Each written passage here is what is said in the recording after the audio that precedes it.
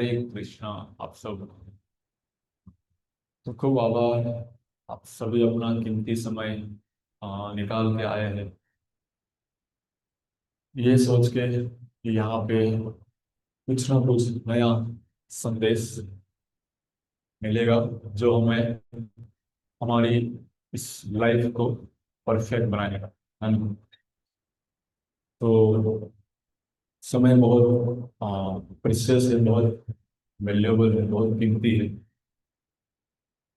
एक मोमेंट भी गवाए बिना हमें इस मोमेंट में कैसे भक्ति करना, कैसे मोमेंट में भगवान को ना भूलना, ये हम यहाँ पे सीखने आते हैं। और ये हमारी इच्छा भी है ना। और हमें जो ये शरीर मिला है वो भी हमारी इच्छा है। हमें लगता होगा कि भगवान ने इस मोड़ में क्यों ला दिया, और ऑलरेडी हमारी इच्छा यही होती है। ये शास्त्र में मेंशन है, भागवत में मेंशन है कि हमारी हम लोग यहाँ पे क्यों आए, हमारी इच्छा रहती है, तभी हम लोग यहाँ पे आए। सो आज का टॉपिक है भक्ति, अत्यंत सरल मार्ग। अत्यंत सरल मार्ग, कोई कठिन मार्ग नहीं है, बहुत सरल मार्ग है। कैसे भक्ति करेंगे? बहुत सारे लोगों के पास बहुत सारे आइडियाज है, बहुत सारे वे है ना। बहुत सारे हमारे रिलीजन्स भी चल रहे हैं। और हमारे इस भारतवर्ष में चार संप्रदाय है। जो चार संप्रदाय है वो चारों संप्रदाय भगवान से कनेक्ट होते हैं। बाकी तो अनेक लाखों संप्रदाय है, बड़े चार मेन संप्रदाय है। जो हमारा इस्कॉन जो है वो ब्रह्म, माधव, वैष्णव, गौड़िया संप्रदाय फॉलो करता है ना। तो माधवाचार्य जी ने स्थापित किया हुआ है। दूसरा संप्रदाय है श्री संप्रदाय, निम्बार्काचार्य जी ने जो स्थापित किया हुआ है। तीसरा जो है कुमार संप्रदाय, और चौथा जो है रुद्र संप्रदाय। रुद्र संप्रदाय जो जिसमें शिव जी की उपासना करते हैं, शिव जी की।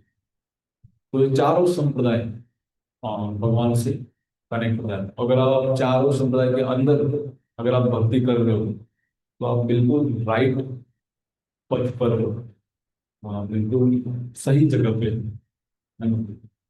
तो हम भक्ति कैसे करें और भक्ति को अत्यंत सरल कैसे मान लें, उस टॉपिक में आज हम अच्छे से बात करेंगे।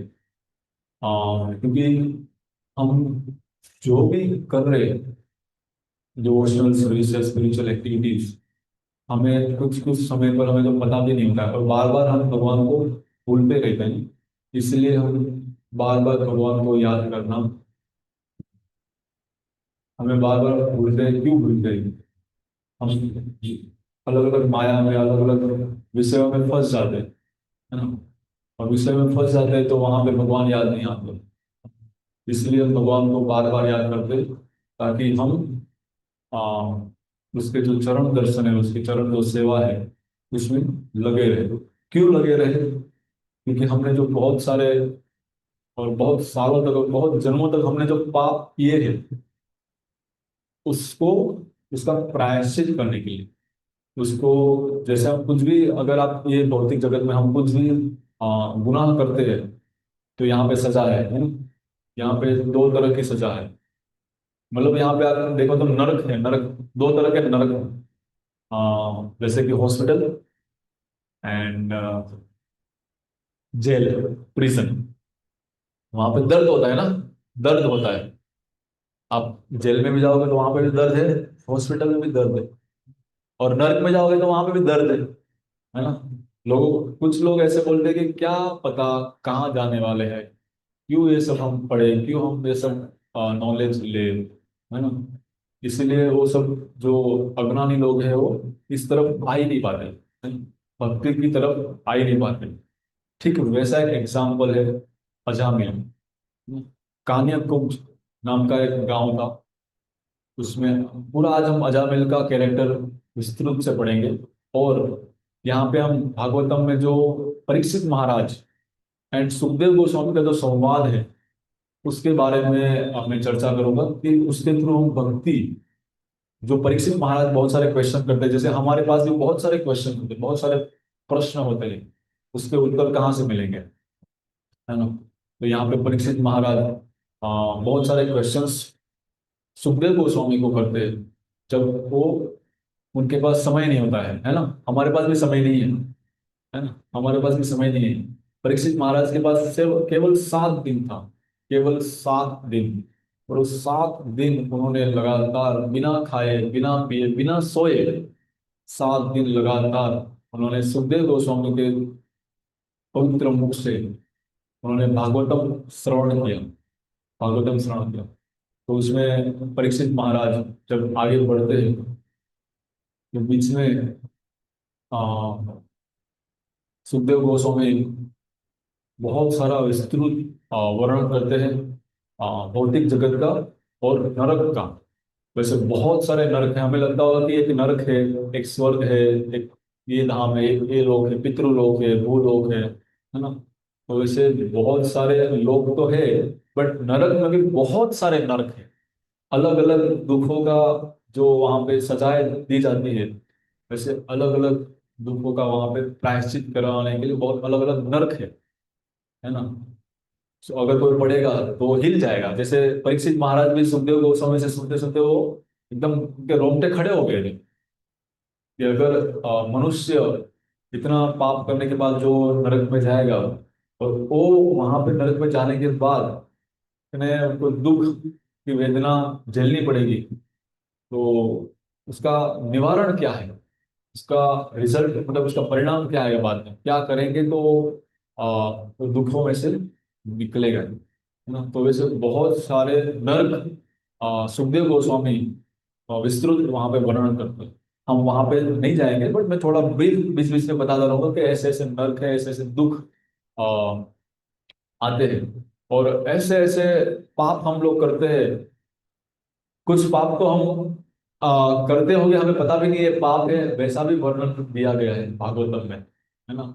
और उसकी सजा भी दी गई है, तो उसकी सजा दी गई है। जैसे एक एक एग्जाम्पल, जैसे कोई अगर शराब पीता है, अगर एक बार भी अगर वो शराब पी लेता है ना, तो अगर उनको नरक मिलता है, तो नरक में उनको जैसे लोहा पिघालते हैं ना, लोहा, लोहा पिघाल के वो पूरा लिक्विड हो जाता है, लिक्विड उनको पिलाया जाता है, लिक्विड उनको पिलाया जाता है, लोहा पिघाल के पूरा लिक्विड उनको पिलाया जाता है। सोचिए अगर आप यहाँ पे, अगर हम, और उस तरह का वेदना वाला शरीर, जैसे हम यहाँ पे थोड़ा सा अगर हम एक पॉइंट अगर हमें कोई टच हो गया, हो जाए, थोड़ा हमें लाइक पिंच, थोड़ा दर्द होता है ना, दर्द होता है। तो वैसा वहां पे भी नर्क में आपको वैसा वाला शरीर मिलेगा, जो आप दर्द वाला पूरा दर्द से संवेदन, मतलब अनुभव कर सकते हो, है ना।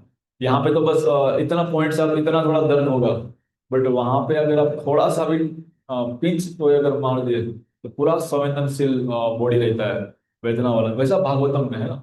आई एम जस्ट रिपीटिंग, मैं रिपीट कर रहा हूँ जैसा भागवतम में वर्णन किया हुआ है, जैसे सुखदेव गोस्वामी परीक्षित महाराज को बता रहे हैं। तो वैसा शरीर उस टाइम पे, वैसे हमारा जो भौतिक ये शरीर है, ये तो यहाँ पे छोड़ के जाना ही है। बट अगर नरक मिला, तो नरक में दूसरा शरीर शरीर जो मिलता है ना। हर समय हमें अपने कर्मों के हिसाब से, हमारी इच्छा के हिसाब से, हर समय आ, मनुष्य हो या कीड़े मकोड़े हो, जितनी भी हमारे इस भौतिक जगत में स्पेसीज है, और उस तरह का हमें शरीर मिलता है। वैसे नरक में भी जीवन है ना? जैसे यहाँ पे हम जी रहे हैं, वैसे नरक में भी जी रहे हैं। नरक में हम क्या, किस लिए जाते हैं? सजा भुगतने के लिए। यहाँ पे भी हम सजा ही भुगत रहे हैं, यहाँ पे भी हम दुख ही भुगत रहे हैं, बट हम एक अनजान व्यक्ति बन के ऐसे दुख भुगत रहे हैं ना, एक हमें कुछ पता ही नहीं है ऐसा दुख। और वहां पे हमें बस दुख ही भुगतना है। वहां पे कोई ऐसा लोड नहीं रहेगा कि अरे मुझे पैसा कमाना है, मुझे नौकरी पे जाना है, मुझे बच्चे लोगों को खाना पीना खिलाना है, ऐसा वहां पे कोई, बस वहां पे सजा भुगतना है। यहाँ पे हम सजा भुगत रहे, बट एंग्जाइटी, डिप्रेशन, वो सब हालत में हम वो सब सजा भुगत रहे हैं, है ना। तो हम पूरा लोड लेके भौतिक जगत में हम जी रहे हैं। बट नरक में डायरेक्टली हमें बस दुख ही भुगतना है वहाँ। तो परीक्षित महाराज सुखदेव गोस्वामी महात्मा को क्वेश्चन करते हैं कि अगर अ, मनुष्य इतने सारे दुख भुगतता है और अगर इसका प्रायश्चित है, तो वापस इनको क्यों स्थूल शरीर में आना पड़ता है ना। जैसे हम लोग भी यहाँ पे भौतिक जगत में गंगा स्नान करते हैं ये मानने के लिए कि हमारे सब पाप धुल जाए। बट ऐसा होता नहीं है। पाप तो धुल जाएंगे, वापस हमारा जो मूल पॉइंट है वो क्या है, वापस पाप करने लगेंगे। जैसे बाहर आए वापस पाप चालू, है ना। पाप मिट गए आपके, गंगा स्नान करने में पाप मिट तो गए, बट जैसे आप बाहर आए वापस क्या हुआ, नए पाप स्टार्ट किया, है ना। तो पाप का कोई अंत नहीं, पाप आप करते रहते हो। तो गंगा स्नान करने से कोई पाप मिटता नहीं है ना। बट अगर आप एक नाम, जो भक्ति, जो भगवान शास्त्र में बताए गए हैं सुखदेव गोस्वामी के थ्रू, अगर आप भगवान के नाम लेते हो इस कलयुग में, इस कलयुग में जब हम श्रवण कीर्तन हम क्यों करते हैं, है ना। कुछ लोग यहाँ पे कुछ लोगों को पढ़ाई लिखाई नहीं आती है, तो उनको क्या करना पड़ेगा, उनको श्रवण कीर्तन करना पड़ेगा, सुनना पड़ेगा, है ना। कुछ पुस्तकें, बिकॉज जब इस सृष्टि की रचना हुई और कलयुग की शुरुआत हुई, उसके पहले कोई ऐसा लिखा पढ़ी तो कुछ नहीं था, ना बुक्स थी, कुछ भी नहीं था ऐसा, है ना। अभी हम हमारे हाथ में बुक्स है, रीडिंग कर सकते हैं, कुछ जान सकते हैं, कुछ नॉलेज ले सकते हैं। बट जब कलयुग का आरंभ हुआ, तब जो व्यास देव जी थे, व्यास देव जी को पता था कि कलयुग में सब लोगों की जो स्मरण शक्ति है वो नाश होने वाली है, स्मरण शक्ति नहीं रहेगी, भूलने वाले हैं, है ना। किसी को जो सुनने भर भी वो बार बार भूलता रहेगा, इसलिए हम बार बार भगवान को भी भूल रहे हैं, है ना। तो इसीलिए व्यास देव जी ने ये कलयुग को ध्यान में रखते हुए उन्होंने सभी वेद पुराण और लिखे और हमारे समक्ष उन्होंने रजू किया। तो यही जो वेद पुराण, जो वेद व्यास जी और सुखदेव गोस्वामी का नाता क्या है, बेटा और पुत्र है, सॉरी बेटा और पिता है। वेद व्यास जी पिता है, सुखदेव गोस्वामी महाराज के सुखदेव जी पुत्र है। तो सुखदेव गोस्वामी उसी को वो रिपीट कर रहे हैं, है ना। जो वेद व्यास जी अपने पिताजी से जो सीखा उसको रिपीट कर रहे हैं, उसको और नॉलेज परीक्षित महाराज को दे रहे हैं, है ना। और परीक्षित महाराज वहां पे क्वेश्चन कर रहे हैं कि अगर मनुष्य प्रायश्चित अगर करता है तो कैसे करता है, प्रायश्चित करने का क्या उपाय है ना। जैसे प्रायश्चित करने के बाद वापस पाप चालू हो जाते हैं, तो उसका निवारण क्या है। जैसे वहां पर वो परीक्षित महाराज वहां पे एग्जाम्पल भी देते हैं। तो एक हाथी अगर नदी या सरोवर में नहाने जाता है, तो जैसे नहा के बाहर आता है तो तुरंत जो डस्ट रहता है उसमें वापस वो अपना सिर इधर उधर मरोड़ता है, वापस वो अशुद्ध हो जाता है ना। तो नहाने का क्या फायदा। हाँ। तो वैसे यहाँ पे परीक्षित महाराज भी ऐसे बोलते हैं कि अ, तो यहाँ पे प्रायश्चित करने का क्या फायदा, अगर पाप मिटते ही नहीं है ना, तो प्रायश्चित करने का क्या फायदा। तब सुखदेव गोस्वामी महाराज वहां पे बताते हैं कि जो मनुष्य है तो उसके मूल जो जीवन है उससे वो पाप मिट ही नहीं सकता, क्योंकि उनका एक एक स्वभाव बन जाता है ना, एक स्वभाव बन जाता है।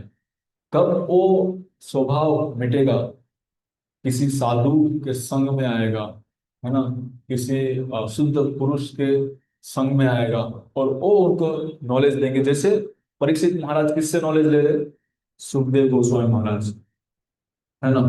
तो सुखदेव गोस्वामी महाराज जब परीक्षित को बुलाते हैं, तो वैसे साधु संग और भगवान का नाम जब हमारे कनेक्शन में आते हैं, तब हम वो हमारा प्रायश्चित पॉजिटिवली, और हमारे वहां पे जब पाप जो है वो धीरे धीरे कम होने लगते हैं। क्योंकि हमारे पाप तो मिटते ही नहीं है, पाप और बढ़ते जाते हैं, है ना, और बढ़ते जाते हैं, और बढ़ते जाते हैं। जब हम हमें पाप को कम करने का समय क्या है, मतलब प्रायश्चित करने का समय क्या है हमारा, है ना। जब कोई बोलते हैं ना कि हम एजेड हो जाएंगे या थोड़े हमारा घर परिवार सेट हो जाएगा, उसके बाद हम हमारी भक्ति स्टार्ट करेंगे, इसके पहले हम आराम से जिए खाए पिए घर परिवार के साथ रहेंगे। बट नहीं, तब तक तो आपका पाप का घड़ा और बढ़ जाएगा, दुगना हो जाएगा, डबल हो जाएगा, है ना। पाप तो शुरुआत से ही चल रहा है बहुत। हमारा रूट कोज जो है, हमारा बहुत करप्शन है। रूट कोज मीन्स हमारा बहुत सारे जन्मों का जो पाप है वो तो ऑलरेडी भरा हुआ है, वो भी नाश नहीं हुआ, और इसी जन्म का ऑलरेडी हमें भर रहे वो घड़े में, है ना, भर रहे। तो समय क्या है, तो यहाँ पे प्रहलाद महाराज और ध्रुव महाराज का बहुत अच्छा उदाहरण है ना। प्रहलाद महाराज जो 5 साल के अंदर जो समझ गए थे, हालांकि वो किनका पुत्र था, डिमोन राक्षस का, हिरण्यकशिपु का पुत्र था, जो विष्णु भगवान को मारने के लिए उतर पड़ा था, है ना। इतना इतना तप करने के बाद भी हम लोग क्या होते हैं कि हम दोनों साइड जीते हैं। हम पहले किसी भगवान को खुश भी करते हैं, और किसी और जो पावर आ जाते हैं तो वो भगवान को मारने के लिए उतर पड़ते हैं, है ना। तो हिरण्यकशिपु में ये वृत्ति थी कि विष्णु भगवान को मुझे मानना है, मुझे नंबर वन बनना है, मुझे पोजीशन नंबर वन, है ना, नंबर वन बनना है। पोजीशन विष्णु भगवान जो इंद्रिय इंद्र लोक है, देवताओं को हरा के मुझे इंद्र लोक लेना है ना। बट उसका जो बेटा था वो किनके संग में आ गया, नारद मुनि के संग में आया, है ना। नारद मुनि के संग में आया। जब अदिति थे उनके पत्नी, और जब वो उनके गर्भ में था प्रहलाद महाराज, तभी इंद्र महाराज हिरण्यकशिपु की जो पत्नी थी उनको अगवा करके लेके जा रहे थे। उनको पता था कि उनके गर्भ में एक बालक है, तो वो एडवांस में चल रहे थे इंद्र इंद्र महाराज कि भाई जो हिरण्यकशिपु की जो वाइफ है, अगर उनके गर्भ में जो पुत्र है उनको अगर हम ले लेंगे तो आगे की जनरेशन जो है वो तो बेटर रहेगी, है ना। बट वहां पे जब नारद मुनि उनको मिलते हैं तो नारद मुनि इंद्र महाराज को रोकते हैं, है ना, ये पाप करने के लिए रोकते हैं। तो नारद मुनि हिरण्यकशिपु की जो वाइफ है, पत्नी है, उनको मतलब सहारा देते हैं। और सहारा देते तो यहाँ पे क्या हुआ, वैष्णव संघ, साधु संघ, है ना। और वो साधु संघ के कारण बाद में जब प्रहलाद महाराज जन्म लेते हैं तो नारद मुनि, और यहाँ पे नारद मुनि का स्थान पोजीशन क्या हो गया, गुरु, गुरु। बिकॉज प्रहलाद महाराज उनसे शिक्षा ले रहे हैं, है ना। और प्रहलाद महाराज में अभी से कोई ऐसी क्वालिटी नहीं है जो हिरण्यकशिपु के अंदर है ना। बिल्कुल ऑपोजिट, बिल्कुल एकदम ऑपोजिट, है ना। हिरण्यकशिपु और कहाँ प्रहलाद महाराज। प्रहलाद महाराज ऑलवेज भगवान के नाम लेते रहते, भगवान का गुणगान गाते, भगवान की ही लीलाओं को मेडिटेट करते, है ना, मेडिटेट करते। हमें भी यही करना है, बार बार भगवान की लीलाओं को याद करना है। हमें एक क्षण भी कुछ और अगर हमने सोच लिया एक क्षण के बारे में, वहां पे हमारे पाप स्टार्ट हो जाते हैं, और उसका प्रायश्चित बार बार भगवान को याद करना, उसका प्रायश्चित यही है। परीक्षित महाराज भी यही सुनते हैं सुखदेव गोस्वामी से कि प्रायश्चित क्या है, साधु संग, श्रवणम कीर्तनम, भगवान का नाम, भगवान का प्रसाद, एंड भगवान की जो भी लीला हमें पता है उस लीला का बार बार, बार बार, सततम चिंतनम, सततम चिंतन, नित्य चिंतन, बार बार चिंतन करना है, बार बार चिंतन करना है। इसमें एक बहुत अच्छा एग्जाम्पल है चैतन्य महाप्रभु जी का। चैतन्य महाप्रभु जी जब इस कलयुग में जब अवतरित हुए, जब वो लास्ट अपने दिन जगन्नाथपुरी में स्पेंड कर रहे थे, गुजार रहे थे। जगन्नाथपुरी को गया यहाँ पे, जगन्नाथपुरी, पुरी, नहीं। सो बहुत अच्छा स्थल है जगन्नाथपुरी, 4 धामों में से एक धाम है जगन्नाथपुरी, है ना। तो बहुत अच्छा वहाँ पे चैतन्य महाप्रभु जी ने पूरे 18 साल वहाँ पे गुजारे, 18 साल, है ना। और बहुत सारे वहाँ पे गृहस्थ को भी मिले, जैसे रामानंद राय, सार्वभौम भट्टाचार्य गृहस्थ थे, बट फिर भी चैतन्य महाप्रभु भगवान होते हुए भी रामानंद राय और सार्वभौम भट्टाचार्य से सीखते थे, है ना, क्योंकि उनको उन्होंने भागवतम पढ़ा हुआ था, उन्होंने बहुत सारा वेद पढ़ा हुआ था। तो गृहस्थ होते हुए भी जो रामानंद राय और सार्वभौम भट्टाचार्य, आज भी उनके घर है, सार्वभौम भट्टाचार्य के आज भी घर है वहां पे, जो हम दर्शन करने जाते हैं वहां से, आज भी घर है वहां पे सार्वभौम भट्टाचार्य, रामानंद राय, है ना। जैसे हरिदास ठाकुर, जो सतत भगवान का नाम लेते रहते थे, है ना। तो गृहस्थ होते हुए भी, और भगवान जो चैतन्य महाप्रभु ऐसे संन्यास थे, बट वो उनसे कथा सुनते थे। तो जब चैतन्य महाप्रभु जब वहां पे एक टोटा गोपीनाथ टेम्पल है, टोटा गोपीनाथ टेम्पल, सो टोटा गोपीनाथ टेम्पल में भगवान की बहुत अच्छी मूर्ति है, जो उनका टोटा वहां पे, किसको पता है टोटा का मीनिंग क्या है वहां, टोटा, टोटा, टोटा, टोटा, टोटा का मीनिंग ऐसे, हमें सबसे पहले ऐसा लगा था कि टोटा में तोता हो लगा, लाइक पोपट, है ना। बट पोपट नहीं है। टोटा का मीनिंग है लाइक वहां पे बहुत सारे गार्डन है ना, आसपास बहुत सारे गार्डन है। तो उस जगह का, और वो जो मंदिर का नाम है वो, और वहां पे गोपीनाथ जी स्वयं विराजमान है। उसको गोपीनाथ जी की मूर्ति में स्वयं चैतन्य महाप्रभु जी उसमें लीन हो गए, है ना। चैतन्य महाप्रभु खुद उसमें लीन हो गए, चैतन्य महाप्रभु। और आज भी वो चैतन्य महाप्रभु मतलब उसमें जो, और उनके साथ जो गदाधर पंडित थे, जब जब चैतन्य महाप्रभु और गदाधर पंडित जब मायापुर में जब स्थित थे, तो हर समय, हर समय उनका ध्यान रखने के लिए, चैतन्य महाप्रभु जी का ध्यान रखने के लिए गदाधर पंडित साथ में ही रहते थे, साथ में होते थे। तो जब भी जहां पे भी चैतन्य, किसी को भी महाप्रभु जी ने साथ में किसी को लेके नहीं गए, सिर्फ गदाधर पंडित को, जैसे हम बोलते हैं ना, जय श्री कृष्ण चैतन्य महाप्रभु नित्यानंद, है ना, तो वहां पे गदाधर आता है, गदाधर पंडित। तो गदाधर पंडित को ही एक साथ में लेके चैतन्य महाप्रभु गए थे, और गदाधर पंडित को वहां पे एक सेवा दी थी, जो गोपीनाथ वहां पे मूर्ति है उनका वर्शिप करने के लिए, वर्शिप करने के लिए उनको एक सेवा दिया था भगवान ने।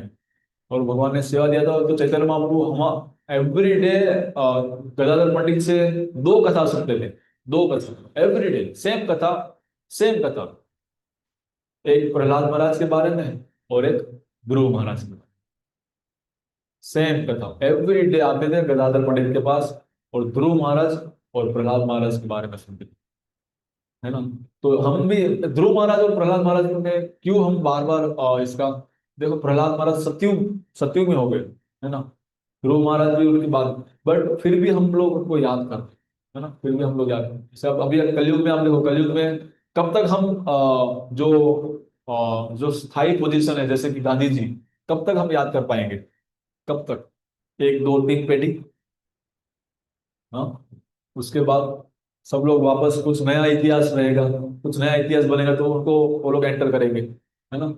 बट प्रहलाद महाराज और ध्रुव महाराज अभी भी, है ना, जीवित है ना।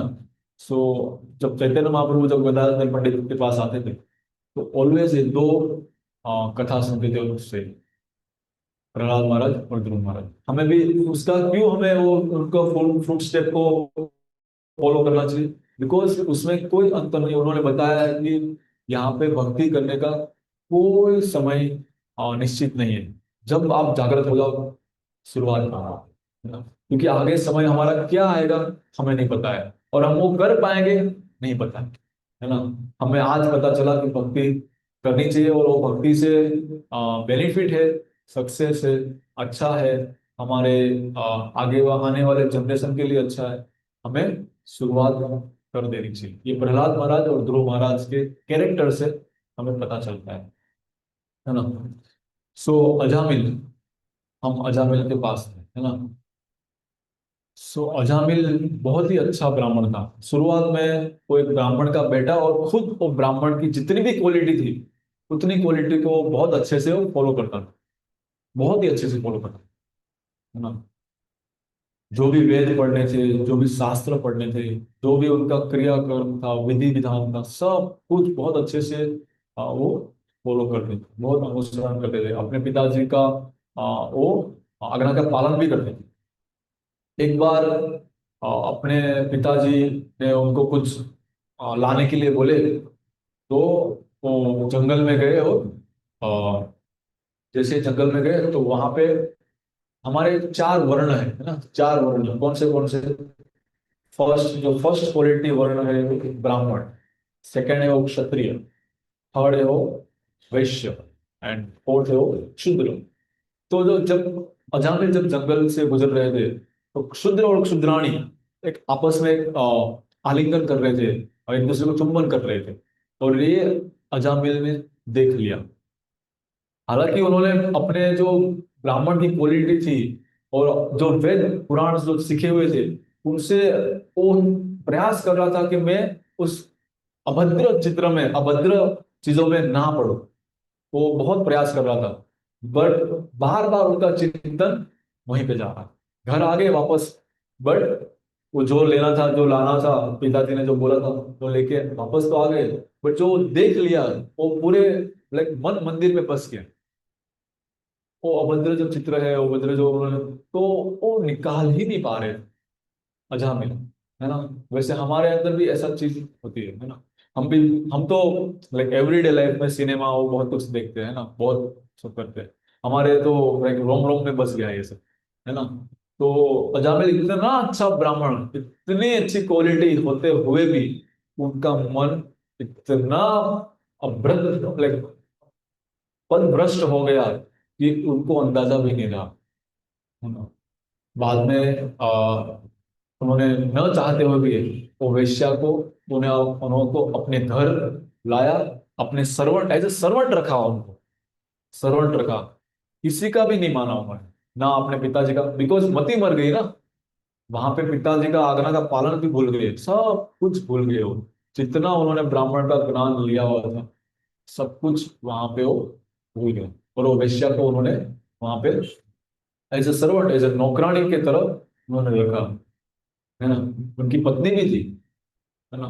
बट उन्होंने किसी का आज्ञा का पालन नहीं किया, और वो जो वेश्या को उन्होंने अपने घर रख लिया।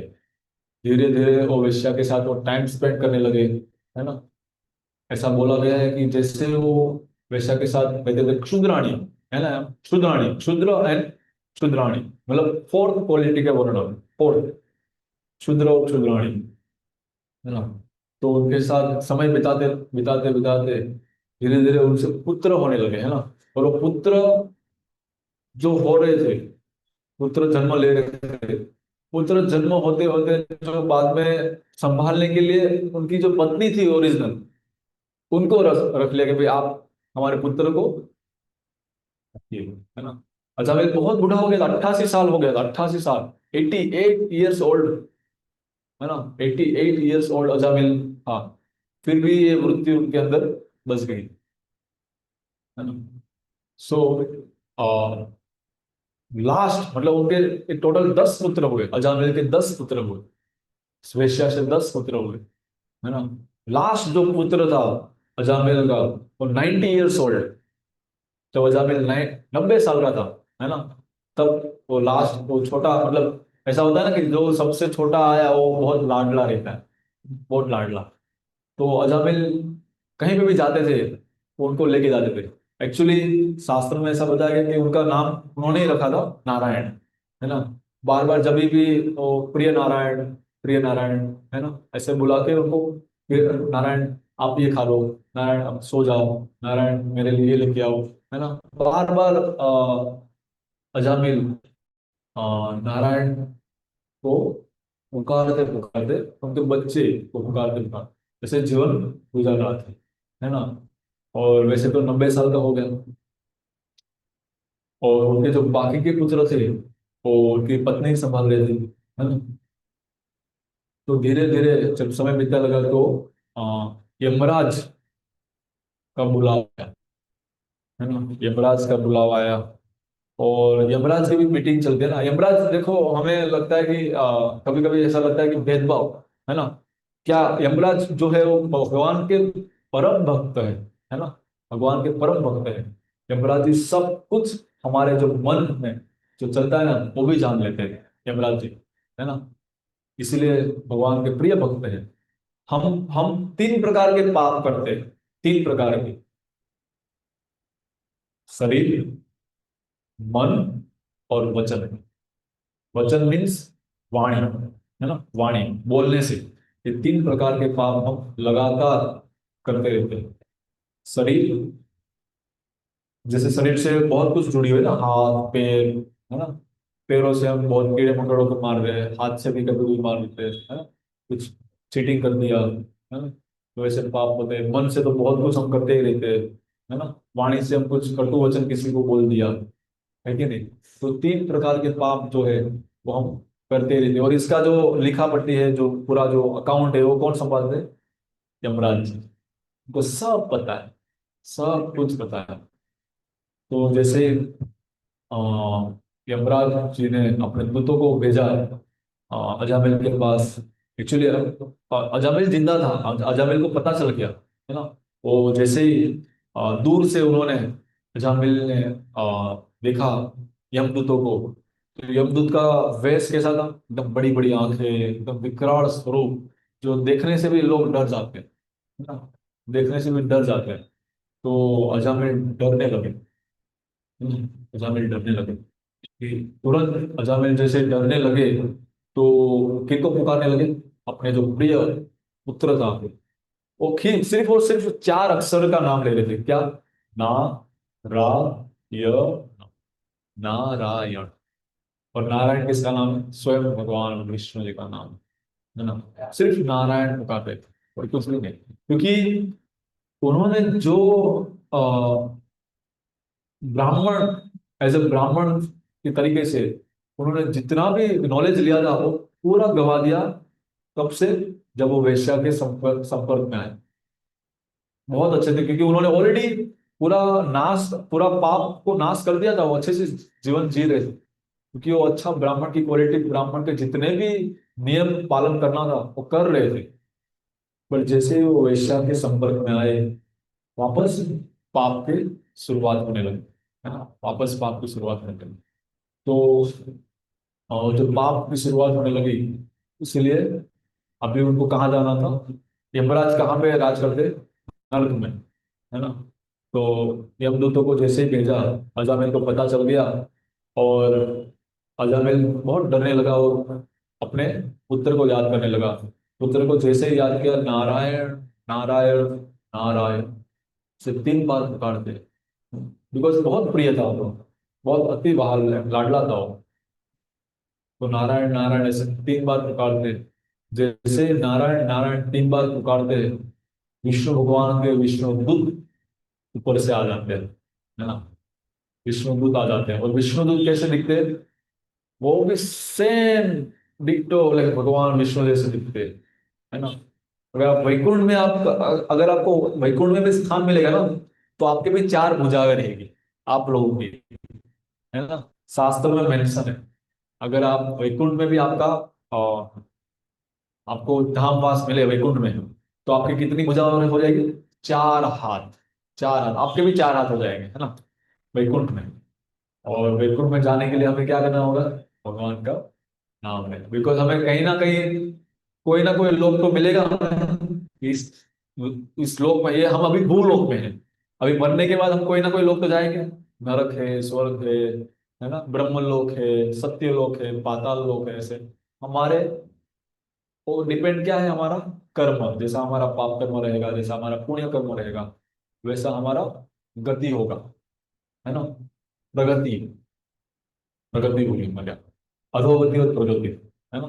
तो हमारे ऊपर आपको ये सोचना है ना, कि हमारी कैसी प्रगति होनी चाहिए, है ना। तो ऊपर से विष्णुदूत आ जाते हैं, और जैसे ही विष्णुदूत आ जाते हैं, विष्णुदूत दिखने में एकदम, जैसे ही आता है आते हैं, तो जो अंधकार भी था, वो अंधकार भी चला जाता है। कि वो विष्णुदूत, विष्णु भगवान में इतना प्रकाश है कि एक्स्ट्रा लाइट की कोई जरूरत नहीं है ना, ना सूर्य की ना चंद्र की कोई जरूरत नहीं है। उनके अंदर ही इतना प्रकाश है, वो प्रकाश फैल के अंधकार को दूर कर देते हैं, है ना। ना वहां पे ना सूर्य की जरूरत है, ना चंद्र की जरूरत है ना। जैसे विष्णु आते हैं, विष्णु उनके हाथ में शंख, गदा, चक्र, है ना, वो सब सुशोभित शस्त्र और अच्छे पिताम्बर पीला पिताम्बर के साथ आते हैं। तो यमदूत पूछने लगते हैं कि आप बालक लोग कौन, कहाँ से आए, है ना। तो एक दूसरे के लोग की पता नहीं होती ना, तो पूछ लेते हैं थोड़ा, पहचान बनाते हैं। तो बोले कि हम विष्णु दूत हैं, हमें हम इस अजामिल को बचाने के लिए आए हैं, जो आप उनको लेके जा रहे हो उनको हम बचाने के लिए आए हैं। तो यमदूत बोले, अरे उनका तो पाप का घड़ा एकदम भर चुका है, बहुत पाप किए हुए। यमराज जी ने हमें उनको लेने के लिए भेजा है, रस्सी से बांध रहे हैं उनको, हमें उनको लेके जाना है। तो बट यमराज जी और यमदूतों के भी पता होता है कि भाई विष्णुदूत आए हैं तो कुछ तो इन्होंने अच्छा कार्य किया होगा, है ना। तो विष्णुदूत बताया कि उन्होंने हमारे स्वामी का नाम लिया है, हमारे स्वामी का नाम क्या है, नारायण, नारायण, नारायण, है ना। तो यमदूत वापस उनको बिना अजामिल को लेके जाना पड़ता है, बिकॉज जो विष्णुदूत उनको बता देते हैं कि अजामिल को आप अभी नहीं लेके जा सकते। तो वहां पे अजामिल इतना like, आश्चर्यचकित हो जाते हैं कि मैंने पूरा जो बाकी का लाइफ में था वो इतना पाप कर्म किए, और अंत समय मैंने किनको पुकारा और कौन आए, है ना। मैंने किनको पुकारा और कौन आए, नारायण, नारायण, नारायण। मैंने अपने बेटे को पुकारा जो मेरे सबसे वाला पुत्र था, उनको पुकारा, और विष्णु भगवान ने उनके दूत को भेजा। हालांकि यहाँ पे शुद्ध नाम नहीं था, है ना, अशुद्ध नाम थे, बट नाम था, है ना। तो नाम में कितना पावर है ना। आप कैसे भी नाम ले रहे हो, कलयुग में यही तो सार है जो चैतन्य महाप्रभु हमें बोल के गए थे कि सिर्फ नाम सेवा, है ना। जो ये जो चार युग था, वो चार युग में जो बहुत अलग अलग महिमा थी, है ना, कि मेडिटेशन तप करना और अर्चना पूजा करना, यज्ञ करना, वो हम तीनों में से कुछ भी नहीं कर पाएंगे, कंसिस्टेंसी कुछ भी नहीं कर पाएंगे। इसलिए कहीं पे भी हो, जा रहे दाखो तारे करो कृष्ण उपदेश, है ना। जा रहे दाखो तारे करो कृष्ण उपदेश, कृष्ण का उपदेश देना है, कृष्ण का संदेश देना है, कृष्ण का नाम लेना है ना। हरे राम हरे राम केवलम, कलो नास्तेव नास्तेव नास्तेव गतिरन्यथा। हरि नाम 3 बार भगवान बोलते हैं, हरि नाम, हरि नाम, हरि नाम। उसके अलावा कोई, इसके अलावा कोई दूसरा उपाय नहीं है, कोई दूसरा उपाय नहीं, ऐसे 3 बार बोलते हैं, कोई दूसरा उपाय नहीं है, कोई दूसरा उपाय नहीं। There is no alternative, there is no alternative, there is no alternative इस कलयुग में। सिर्फ हरि नाम, सिर्फ हरि नाम, है ना। इतनी सरल भक्ति है। भक्ति बस आपको एक स्टेप आगे बढ़ाना है, इतनी सरल भक्ति कि हमें कैसे भक्ति करना है, सिर्फ नाम से। अब हमें हम क्योंकि हम जो भी करेंगे उसमें कुछ ना कुछ अपराध रहेंगे ना, हम बहुत सारे अपराध हो सकते हैं। इसलिए वो जो शुद्ध नाम है हम ले नहीं पाते अपराध के कारण, और वही अपराध हमें वापस पाप करने में जोड़ देता है। इसलिए बार बार हम वो जो नाम लेते हैं, और नाम का क्या करते हैं, श्रवणम, है ना, श्रवणम कीर्तनम, श्रवणम कीर्तनम। हरे कृष्णा कृष्णा कृष्णा हरे हरे, हरे राम राम राम हरे हरे। हम्म। तो अजामिल को जब विष्णुदूत दर्शन देने आए, तो यमदूत को वापस जाना पड़ा, हो अजामिल को जीवन दान मिलता है वहां। जब अजामिल को जीवन दान मिलता है तो अजामिल उसी उसी क्षण, उसी क्षण क्या करते हैं वो, प्रायश्चित करना स्टार्ट करते हैं। क्योंकि उनको पता चल गया ना कि जो मैंने पाप करे, क्योंकि सबको कुछ ना कुछ भुगतना है। कोई बिना भुगतान करके नहीं जाएगा, कोई बिना भुगतान करके यहाँ से वापस नहीं जाएगा। हमें कैसे भी करके भुगतान करना है, अनजान में करो या जान के। अनजान में करो तो भी पनिशमेंट है, और जान कर करो तो भी पनिशमेंट। आप सोचिए, अनजान में, अनजान करने से भी पनिशमेंट है, जानकर क्या होगा कि पनिशमेंट क्या होगी, जानकर क्या होगी पनिशमेंट क्या होगी। इसलिए बहुत सतर्क रहते हैं। हाँ, कम से कम, है ना। पाप तो हो ही रहे, तो पाप को जो नाश हम कर रहे वो नाम सेवा से करते, है ना। नाम सेवा, जितना ज्यादा नाम लेंगे, जितना ज्यादा, बहुत सारे यहाँ पे कृपा भी है ना। कृपा, नाम सेवा कब करेंगे? नाम सेवा कब करेंगे? जब वैष्णव, कोई ऐसा वैष्णव हमारे घर के आंगने आए और उसका, जैसे बोलते हैं ना, अतिथि देवो भव। अगर कोई घर के आंगन पे आता है तो पानी पिलाया, हमको भगवान का प्रसाद दिया, है ना, अतिथि देवो भव, तो कुछ उनके हृदय से प्रार्थना निकलती है, हृदय से एक आशीर्वाद निकलता है, क्योंकि हमने उनको क्या किया, उनका शांत, उनको शांत किया, उनकी जो पेट की जो अग्नि थी वो हमने शांत की, है ना। क्योंकि अगर हम किसी को बहुत खुश करते हैं, ऑटोमेटिकली वो हमारे ऊपर दुगना खुशी दे देते हैं, है ना। आप कभी ट्राई करना, हम किसी को अगर खुश करते हैं, हमारे ऊपर दुगनी खुशी खुशी कर देते हैं, है ना, प्रार्थना आशीर्वाद के थ्रू। तो जो अजामिल यहाँ पे प्रायश्चित की मोड़ में आ जाते हैं। पूरा जिंदगी जब वो पाप कर्म करते हैं, और अंत समय जब वो भगवान का नाम लेने के बाद, जब भगवान के जो दर्शन होता है, तो भगवान उनको और 10 साल एक्स्ट्रा बढ़ा देते हैं, 10 साल, है ना। भागवतम में मेंशन है कि भाई और 10 साल वो बाद में लगातार, जैसे जैसे परीक्षित महाराज लगातार 7 दिन क्या किए, 7 दिन में उनको भगवत धाम मिल गया। 7 दिन में हम कर सकते हैं क्या? 7 दिन लगातार बिना खाए, बिना पिए, बिना सोए, लगातार भागवत श्रवण करना है बस, और कुछ नहीं करना है। सिर्फ और सिर्फ भागवत श्रवण, भागवत श्रवण, कुछ भी नहीं करना है ना। बहुत सारे क्वेश्चन के आंसर, जैसे कुरुक्षेत्र के मैदान में अर्जुन ने क्या किया। हमें भी बहुत सारे क्वेश्चन होते हैं तो क्वेश्चन करना चाहिए, क्वेश्चन होते हैं तो क्वेश्चन अगर करेंगे तो बहुत सारे उसके निराकरण मिलते हैं। परीक्षित महाराज ने भी वही किया, प्रश्न पूछे सुखदेव गोस्वामी को, है ना।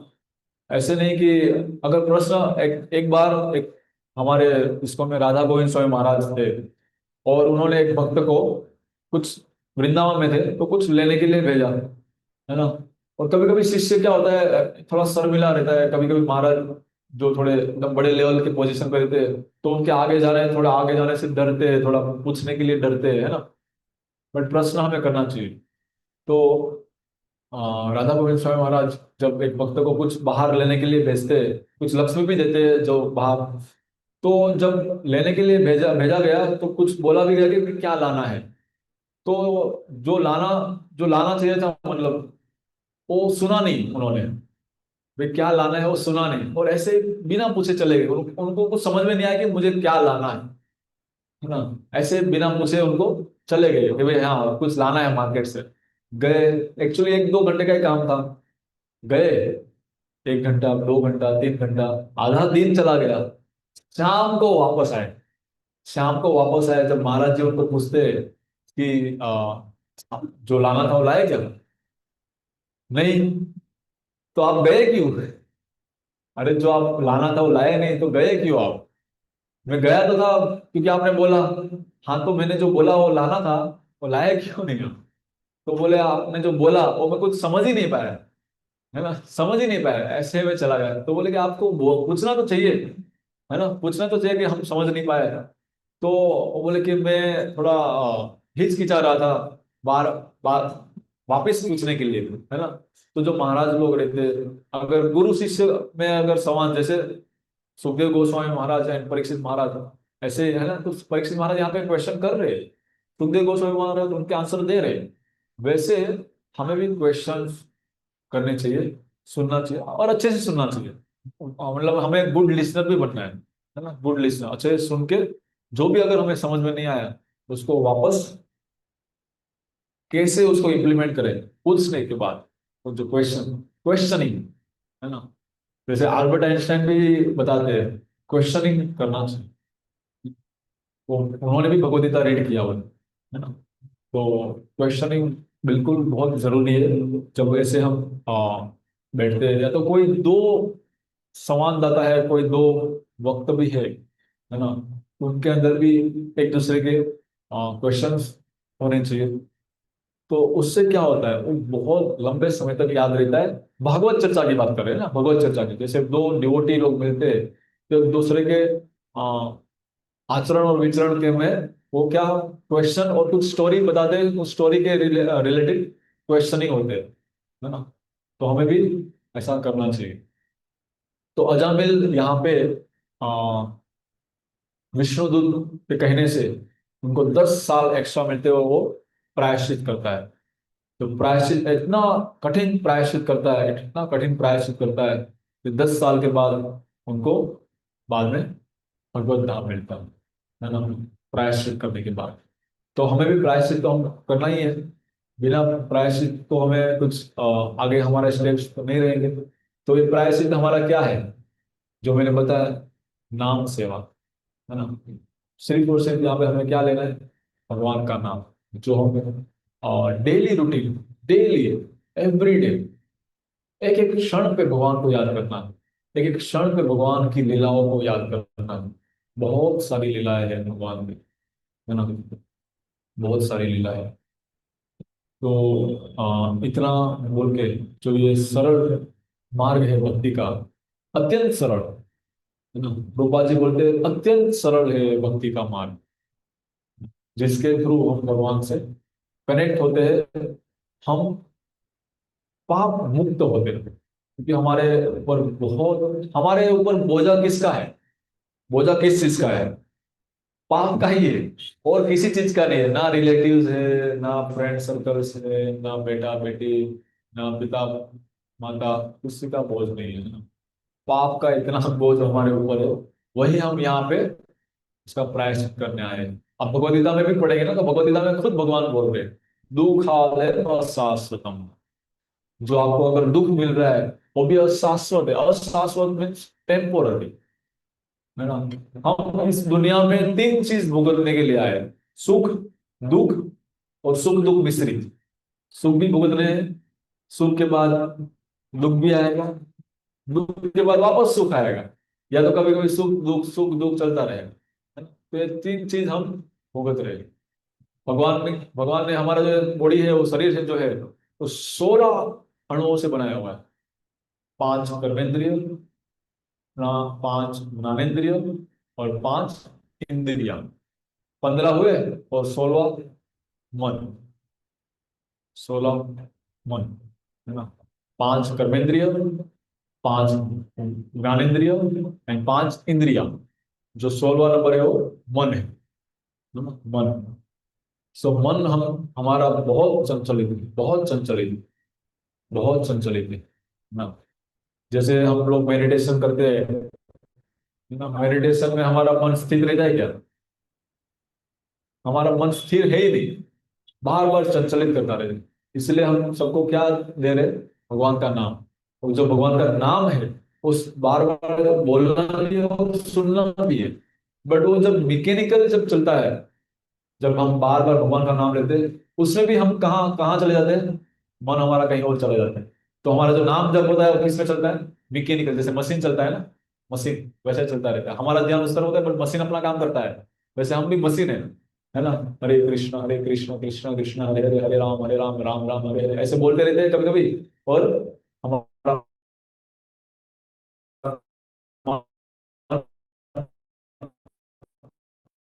बट उसको वापस ला रहे हैं, क्योंकि प्रैक्टिस कर रहे हैं, है ना।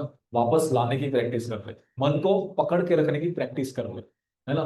भागेगा, मन भागेगा, बट मन को क्या करना है, वापस लाना है। बार बार भागेगा, बार बार वापस लाना है, बार बार भागेगा कहीं और चला जाएगा, वापस लाना है। हरे कृष्ण कृष्ण कृष्ण हरे हरे, हरे Ram Ram Ram Hare Hare. It is called practice, जो बोलते हैं ना, योगा प्रैक्टिस, ध्यान योगा। तो प्रभुपाद जी ने इसी को प्रैक्टिस बोला है। इसी का, जैसे हम काफी लोग उल्टा अर्थ को उल्टा समझ लेते हैं ना। तो मेडिटेशन, ध्यान योग मीन्स मेडिटेशन, हम मेडिटेशन करेंगे। पर हमारा जो मेडिटेशन है ये है, एक चीज पे ध्यान देना।